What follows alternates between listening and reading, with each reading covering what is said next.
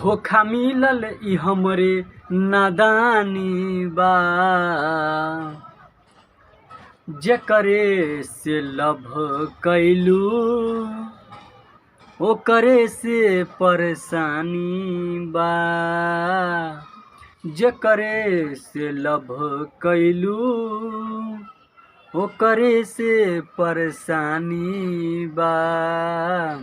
ऐसन मई करम तहरो लागे खानदानी बा, ऐसन मई करम तहरो लागे खानदानी बा। बीच में है एक लाइन, आज दोसरा के पीछे पागल बारू, आज दोसरा के पीछे पागल बारू हो, आज दोसरा के पीछे लागल बारू, आज दोसरा के पीछे लागल बारू। काहे हमरा के कैलू पागल बारू, काहे हमरा के कैले पागल बारू। कके हमरा से प्यार अब चिन्हेलू न यार, कके हमरा से प्यार अब चिन्हेलू न यार। हो सोनू संग जाने दिल बड़ी जानी बा, ए जेकरे से लव कैलू ओकरे से परेशानी बा। ऐसन मई करम तहरो लागे खानदानी बा, ऐसन मई करम तहरो लागे खानदानी बा।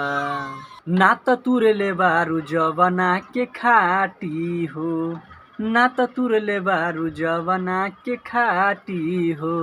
ऊ मिली न तहरा गवना के राती हो, ऊ मिली न तहरा गवना के राती हो।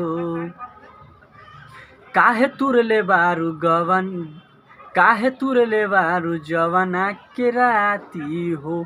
ऊन मिली न तहरा गवना के राती हो, ना त तुरले बारू गवना के खाटी हो। ऊ मिली न तहरा गवना के राती हो, ना त तुरले बारू गवना के खाटी हो। ऊ मिली न तहरा जवना के राती हो।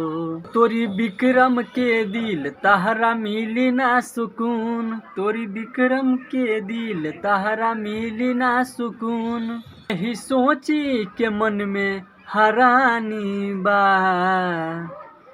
ए जेकरे से लव कैलू ओकरे से परेशानी बा, जेकरे से लव कैलू ओकरे से परेशानी बा।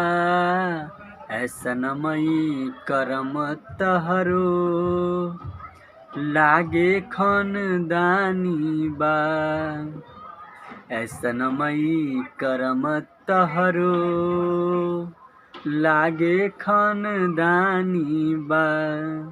तो दोस्तों ये गाना आप सभी को कैसा लगा? गोलू राजा का था गाना जो हमने गाए हैं, जेकरे से लव कैलू ओकरे से परेशानी बा, ऐसनमी तर करम तोहरो लागे खानदानी बा। तो गाइस ये गाना कैसा लगा आप सभी को आप लोग कमेंट करके ज़रूर बताना। अगर मेरे YouTube चैनल पर नए हैं तो चैनल को सब्सक्राइब जरूर कर देना। इसी तरह सपोर्ट प्यार दुलार देते रहिए और हम इसी तरह वीडियो बना के आप लोगों को बीच में आते रहेंगे और वीडियो दिखाते रहेंगे और गा के और कुछ यूनिक चीज़ सब बातें करेंगे। तो चलिए आई होप पसंद आया तो वीडियो को लाइक करके चैनल को सब्सक्राइब जरूर करें। चलिए फिर मिलते हैं नेक्स्ट वीडियो में। तो आज के लिए इतना ही था।